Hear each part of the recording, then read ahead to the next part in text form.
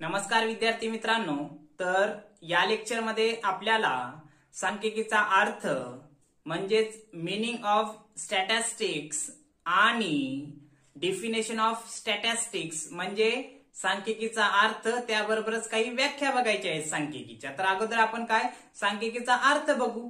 तर सांख्यिकीचा अर्थ बघा, मीनिंग ऑफ स्टॅटिस्टिक्स। तर सांख्यिकीचा अर्थ पाहत असताना आपल्याला सांगता येऊ शकते काय, सांख्यिकी शास्त्र हे अतिशय जुने असलेले शास्त्र आहेत। म्हणजेच सांख्यिकी शास्त्र प्राचीन काळापासून वापरण्यात येणारे शास्त्र आहे। तर अलीकडच्या काळात या शास्त्राचा वापर मोठ्या प्रमाणात होत असलेला आपणास दिसून येईल। म्हणजेच आजच्या सद्यस्थितीला सर्वच क्षेत्रात म्हणजे सांख्यिकीचा वापर हा सर्वच नैसर्गिक शास्त्रामध्ये मोठ्या प्रमाणात होत असलेला आपणास दिसून येतो किंवा सांगता येऊ शकतो। त्यासोबतच पुढे आपल्याला सांख्यिकीचा अर्थ पाहत असताना स्टॅटिस्टिक्स म्हणजे सांख्यिकी हा शब्द कोणत्या शब्दापासून आला याचा सुद्धा विचार करावा लागेल। मग बघा, स्टॅटिस्टिक्स हा शब्द 3 भाषेपासून तयार झालेला आहे असं सांगता येऊ शकतो। तर कोणत्या कोणत्या 3 भाषा? तर बघा, पहिली भाषा लॅटिन भाषेतील स्टेटस या शब्दापासून स्टॅटिस्टिक्स हा शब्द तयार झाला। त्यासोबतच जर्मन भाषेतील स्टॅटिस्टिक, हे लक्षात, जर्मन भाषेतील स्टॅटिस्टिक या शब्दापासून स्टॅटिस्टिक्स हा शब्द तयार झाला। तर त्यानंतर इटालियन भाषेतील एका शब्दापासून तयार झालेला आहे स्टॅटिस्टिक्स। तर तो शब्द कोणता? तर स्टेटस स्टा किंवा स्टॅटास्टा या शब्दापासून काय हा स्टॅटिस्टिक्स हा शब्द तयार झाला। म्हणजेच स्टेटस, स्टॅटिस्टिक किंवा स्टेटस्टा या तिन्ही शब्दाचा अर्थ काय होतो? तर स्टेट म्हणजेच राज्य असा अर्थ होतो। या स्टेट किंवा राज्य शब्दालाच सध्या सांख्यिकी असं म्हणतात। म्हणजे पूर्वी जे काही मी सांगितलं स्टेटस, स्टॅटिस्टिक किंवा स्टेटस्टा या तिन्ही शब्दापासून स्टॅटिस्टिक्स हा शब्द तयार झालेला आहे। तर पूर्वी काय म्हटलं जात होतं, त्या सर्व शब्दांचा अर्थ कसा होत होता? तर स्टेट म्हणजे राज्य असा होत होता। त्याबरोबरच पुढे सांगता येईल काय, या सांख्यिकीचा पहिल्यांदा वापर 1770 मध्ये हुपर एमडी या नावाच्या व्यक्तीनं पहिल्यांदा या सांख्यिकीचा वापर केलेला आहे, हे लक्षात। त्याबरोबरच पुढे सांगता येऊ शकते काय, नंतरच्या काळामध्ये 1770 ला या हुपर एमडी नावाच्या व्यक्तीनं या सांख्यिकीचा पहिल्यांदा या शब्दाचा वापर केला। त्यानंतरच्या काळामध्ये अनिश्चित ज्या काही बाबी असतात किंवा अनिश्चित प्रश्नांची सोडवणूक करण्यासाठी या सांख्यिकीचा वापर मोठ्या प्रमाणात होऊ लागला। जसे की पूर्वी जुगार, हे लक्षात, असे खेळ मोठ्या प्रमाणावर होत होते। मग तेव्हा लोक काय करत होते, आता जुगार म्हणा, जुगार खेळणं किंवा बुद्धिबळ खेळणं हे अनिश्चित बाब आहे। मग तेव्हा जुगार वगैरे खेळताना लोक काय करत होते, तर अनिश्चित बाबीसाठी निर्णय घेण्यासाठी किंवा अनिश्चित प्रश्नांची सोडवणूक करण्यासाठी सुद्धा या सांख्यिकीची मदत घेत होती, हे लक्षात। म्हणून सांगता येऊ शकते काय, 1770 ला पहिल्यांदा हुपर एमडी या व्यक्तीनं या सांख्यिकीच्या या शब्दाचा वापर केला। त्यानंतरच्या काळात अनिश्चित किंवा मग जे काही अनिश्चित प्रश्न सोडवण्यासाठी या शास्त्राचा मोठ्या प्रमाणात वापर होत असलेला आपणास दिसून येईल। आणि आजच्या काळामध्ये जवळपास सर्वच सामाजिक, नैसर्गिक, भौतिक या सर्व शास्त्रामध्ये काय सांख्यिकीचा वापर मोठ्या प्रमाणावर होत असलेला आपणास दिसून येऊ शकतो। हा थोडक्यात सांख्यिकीचा अर्थ आपल्यास या ठिकाणी सांगता येऊ शकतो। आता त्यानंतर काय सांख्यिकीच्या काही व्याख्या बघू। तर बघा व्याख्या, तर सांख्यिकीच्या व्याख्या वेगवेगळ्या शास्त्रज्ञांनी काय केलेल्या आहेत, तर वेगवेगळ्या केलेल्या आहेत। तर काही जणांनी काय सांख्यिकी म्हणजे सांख्यिकीची व्याख्या डेटा म्हणून केलेली आहे, डाटा किंवा डेटा. आणि काही जणांनी सांख्यिकी म्हणजे काय, सांख्यिकीची व्याख्या सांख्यिकी पद्धत म्हणून केलेली व्याख्या आहे. हे लक्षात. म्हणजे वेगवेगळ्या तज्ञांनी, काही जणांनी म्हटले सांख्यिकी म्हणजे माहिती किंवा डेटा किंवा डाटा, आणि त्यासोबतच काही जणांनी सांख्यिकीला काय म्हणले, पद्धत. सांख्यिकी ही एक पद्धत असून व्याख्या केलेली आहे. तर बघा पहिली व्याख्या बघू. तर पहिली व्याख्या काय होते, कोण सांगतात, तर वेबस्टर शब्दकोश मध्ये, म्हणजे एक डिक्शनरी मध्ये एक व्याख्या केलेली आहे. वेबस्टर शब्दकोश मध्ये काय केलेली आहे व्याख्या बघा. सांख्यिकी हे देशाच्या किंवा देशातील लोकांच्या संदर्भातील, म्हणजे सांख्यिकी हे देशातील लोकांच्या संदर्भातील संख्यात्मक माहिती असून ती संकेत, संख्यांच्या तक्त्यात किंवा वर्गीकृत म्हणजे सारणीय पद्धतीने मांडण्यात आलेली असते. काय म्हटलं या वेबस्टर शब्दकोश मध्ये व्याख्या, सांख्यिकी हे देशातील लोकसंख्येच्या संदर्भात असून त्यासोबतच लोकसंख्येच्या संदर्भातील काय संख्यात्मक माहिती आहे, त्यांचं काय केलं जाणार आहे, ती संकेत आहे. त्या संकेत जी काही माहिती दिलेली आहे आकडेवारीच्या स्वरूपामध्ये, त्या माहितीचं काय तक्त्यात किंवा चार्ट्स मध्ये वर्गीकृत म्हणजे क्लासिफिकेशन केले त्याचं, हे लक्षात, किंवा सारणीय पद्धतीमध्ये काय केलेली आहे, त्याची मांडणी केलेली आहे, टॅब्युलेशन म्हणजे सारणीय पद्धतीमध्ये. त्यालाच काय म्हणायचं, सांख्यिकी असं म्हणायचं. म्हणजे दुसरं तिसरं काही नाही. ही व्याख्या काय वेबस्टर शब्दकोश मध्ये काय दिली आहे, सांख्यिकी हे दुसरं तिसरं काही नसून देशातील लोकसंख्येच्या संदर्भात असून, लोकसंख्येच्या संदर्भातील संख्यात्मक माहिती असून त्याची काय संख्यात्मक स्वरूपामध्ये मांडणी किंवा वर्गीकृत करून आणि त्याचं काय सारणीय पद्धतीमध्ये काय केलेलं आहे, हे केलेलं आहे, वर्गीकरण केलेलं आहे. त्यालाच काय सांख्यिकी असं म्हणायचं. हे लक्षात. दुसरी व्याख्या बघा. A.L.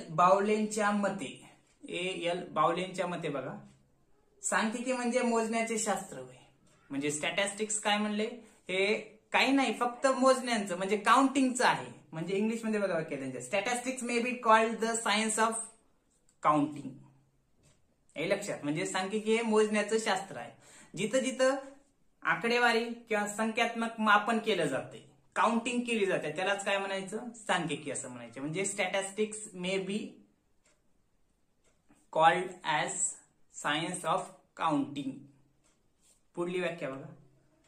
सेलिगमन काय म्हणतात व्याख्येमध्ये, संख्यात्मक सामग्री संग्रहण, वर्गीकरण, मांडणी, तुलना व अर्थबोधन करण्याशी संबंधित असलेले शास्त्र म्हणजे सांख्यिकी होय. काय सांगतात सेलिगमन, तर सांख्यिकी म्हणजे संख्यात्मक सामग्री संग्रहण, वर्गीकरण आणि मांडणी, तुलना आणि अर्थबोधन करण्याशी संबंधित असलेले शास्त्र म्हणजेच काय सांख्यिकी हो. म्हणजे हे काय म्हणतात सेलिगमन, तर सांख्यिकी हे काय आहे, तर संख्यात्मक बाबींचं संग्रहण, त्यासोबतच काय मांडणी, त्याची वेगवेगळ्या स्वरूपामध्ये तक्त्या टेबलमध्ये मांडणी, त्यासोबतच तुलना कंपॅरिझन, त्यासोबतच त्यामधून काहीतरी अर्थबोधन म्हणजे त्यामधून काहीतरी निष्कर्ष म्हणजे समजेल असा अर्थ निघत आहे. हे लक्षात. अर्थबोधन असण्याशी संबंधित असलेले शास्त्र म्हणजे काय सांख्यिकी. म्हणजे बघा तुम्हाला जर सांख्यिकी एक बोर्डावरती आकडेवारी दिली 1 2 3 100 पर्यंत किंवा मग माहिती लिहिली 100 200 300 असं, आणि त्याला काहीच नाव गाव न देता जर तुम्हाला सांगितलं हे कशाच्या संबंधित आहे काही सांगता येऊ शकते का? नाही. हे लक्षात. म्हणून मग ती माहिती आपल्याला काय करावं लागेल, विशिष्ट तक्त्यामध्ये त्याची मांडणी करावी लागेल, त्याला व्यवस्थितरित्या एक टायटल वगैरे द्यावं लागेल, कशा संदर्भात आहे ती माहिती सांगण्यासाठी. त्याला असेंडिंग किंवा डिसेंडिंग या स्वरूपामध्ये चढता किंवा उतरता क्रम द्यावा लागेल, जेणेकरून त्या माहिती त्यासोबतच त्या माहितीशी जर दुसरी आकडेवारी संबंधित असेल तर आपल्याला त्या माहितीचं आणि दुसऱ्या माहितीचं तुलना करता येते, कंपॅरिझन करता येते. आणि तुलनात्मक जर माहिती असेल तर त्यामधून आपल्याला अर्थ समजतो. हे लक्षात. म्हणजे जर समजा 2 विद्यार्थी ए आणि बी आहेत वर्गामध्ये, तर या दोघांची जर तुलना करायची असेल, फक्त दोघांचं नाव विचारात घेऊन जमणार नाही, तर आपल्याला काय करावं लागेल, त्यांच्या कलागुणांची, त्यांच्या अभ्यासाची, त्यांच्या मार्कांचा किंवा त्यांच्या उंचींची, हे लक्षात. त्याबरोबरच काय इतर बाबींचा विचार करावा लागेल दोन्ही व्यक्तींचा. त्यावरून आपण काय तुलना करू शकतो की ए श्रेष्ठ का बी श्रेष्ठ किंवा ए हुशार का बी हुशार. हे म्हणजे सांख्यिकी संख्यात्मक संग्रहण असून काय त्याची मांडणी, तुलना आणि अर्थबोधन करण्याच्या संबंधित असलेलं शास्त्र म्हणजेच काय सांख्यिकी. त्यानंतर पुढली व्याख्या बोर्डिंग्टनच्या मते व्याख्या. बोर्डिंग्टनच्या मते व्याख्या काय दिलेली आहे बघा. संभाव्यता आणि अपेक्षांचा अभ्यास करणारे शास्त्र म्हणजे सांख्यिकी होय. काय संभाव्यता आणि अपेक्षांचा अभ्यास करणारे शास्त्र म्हणजे सांख्यिकी होय. संभाव्यता आणि अपेक्षा म्हणजे मे बी पॉसिबल, हे लक्षात. म्हणजे एक म्हणजे पाऊस घ्या, इंडिया पाकिस्तान आधी पावसाचं घ्या उदाहरण.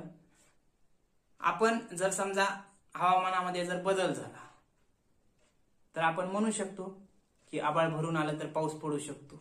संभाव्यता आहे. कशावरून ठरवलात? आभाळ आले भरून म्हणून, हे लक्षात. आणि अपेक्षा, अपेक्षाच्या संबंध म्हणजे एखादी गोष्ट हा व्यक्ती करू शकतो अशी अपेक्षा आपण बाळगतो म्हणतात. म्हणजे किंवा दुसरं उदाहरण, इंडिया पाकिस्तान मॅच आहे, may be India tomorrow will be win. म्हणजे भारत उद्या जी काही मॅच मध्ये जिंकण्याची शक्यता वाटू शकते. कशावर सांगू शकतो? कारण आजपर्यंत भारत पाकिस्तानच्या मॅच मध्ये भारताचा पगडा हा चांगला असलेला आपणास दिसू शकतो, हे लक्षात. म्हणजे अंदाज बांधू शकतो. हे म्हणजे सांख्यिकी म्हणजे काय सांगितले यानं, संभाव्य आणि अपेक्षांचा अभ्यास करणारं शास्त्र म्हणजे काय तर सांख्यिकी. किंवा एक कॉइन हवेमध्ये टॉस केला, हेड पडल किंवा टेल पडल, आहे लक्षात. संभाव्य काय असेल माहित आहे आपल्याला, हेड किंवा टेल. पण जर एकदा पहिल्यांदा जर टॉस करत असला तर आपल्याला जास्त सांगता येऊ शकत नाही हेड किंवा टेल. पण आपल्याला जर जास्त टॉस करून जर प्रॅक्टिस असेल तर आपण सांगू शकतो काय की हेड पडू शकते, हे लक्षात. म्हणून संभाव्यता किंवा अपेक्षांचं अभ्यास करणारं शास्त्र म्हणजे. किंवा 52 पत्त्यातून एक पत्ता काढला असता, तो पत्ता काय राजाचाच असण्याची संभाव्यता काय संभाव्यता आहे, हे लक्षात. त्यासोबत अपेक्षा यांचा अभ्यास करणारं शास्त्र म्हणजेच काय सांख्यिकी, हे सांगता येऊ शकते. पुढे त्यालाच इंग्लिश मध्ये बघा काय म्हणतात. Statistics is the science of estimates and probabilities, हे लक्षात. स्टॅटिस्टिक्स काय म्हटले, may be science and statistic is the science of estimates and probabilities. म्हणजे या ठिकाणी आपल्याला सांगता येऊ शकते काय सांख्यिकी हे संभाव्य किंवा संभाव्यता आणि अपेक्षा यांचा अभ्यास करणारं काय आहे शास्त्र आहे, त्याला सांख्यिकी असं म्हणता येईल. त्यानंतर पुढची व्याख्या सांगता येऊ शकते. तर बघा पुढची व्याख्या क्रोझन व कोर्डर यांच्या मते काय म्हणतात व्याख्या बघा.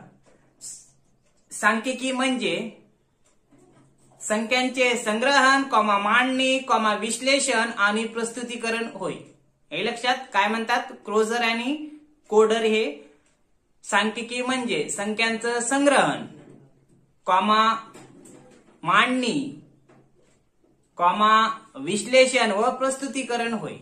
म्हणजे सांख्यिकी दुसरं तिसरं काही नसून काय आहे हो, डेटा कलेक्शन करायचे, डेटा कलेक्ट करायचे. मग ते प्रायमरी माध्यमात प्रायमरी डेटा असेल किंवा सेकंडरी डेटा असेल, प्राथमिक माध्यमातून माहिती संग्रहण केली असेल किंवा दुय्यम माध्यमातून माहिती संग्रहण केली असेल, ते माहितीचं संग्रहण, त्यानंतर संग्रहण झाल्यानंतर त्याची मांडणी व्यवस्थित तक्त्यात म्हणजे टेबलमध्ये त्याची मांडणी करणं, त्यानंतर काय करणं विश्लेषण करणं, म्हणजे अनालिसिस करणं, ती माहिती बरोबर आहे का, योग्य आहे का, अचूक आहे का, त्यासोबतच काय विश्लेषण झाल्यानंतर प्रस्तुतीकरण म्हणजे प्रेझेंटेशन करणं, प्रेझेंट करणं, हे लक्षात. मग ग्राफच्या माध्यमातून प्रेझेंट असेल, पाय चार्टच्या माध्यमातून प्रेझेंटेशन असेल, हे सर्व करणं, यालाच काय म्हणायचं, सांख्यिकी असं म्हणायचं. तर इंग्लिशमध्ये यांचीच व्याख्या बघा. Statistic may be define as the science of the collection, presentation, analysis and interpretation of numerical data.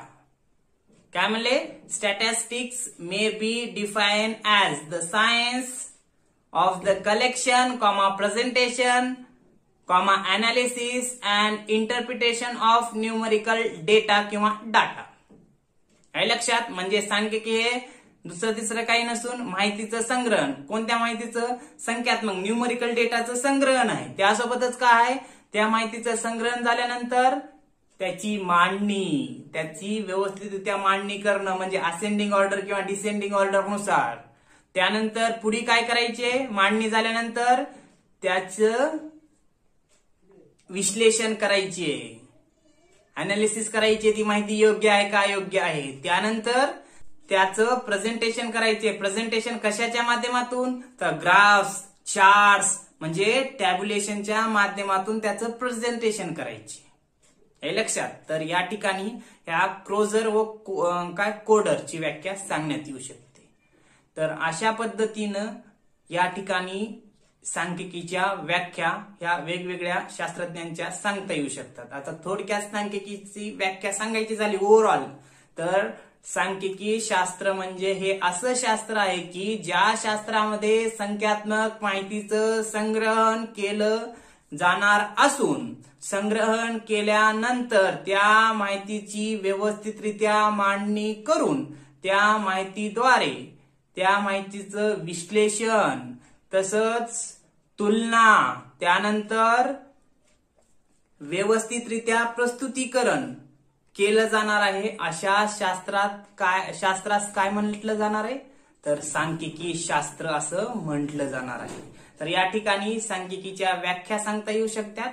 तर या ठिकाणी सांख्यिकीचा अर्थ आणि व्याख्या थोडक्यात सांगता येऊ शकतात. तर पुढल्या लेक्चरमध्ये पुढचा पॉइंट घेऊ. ओके.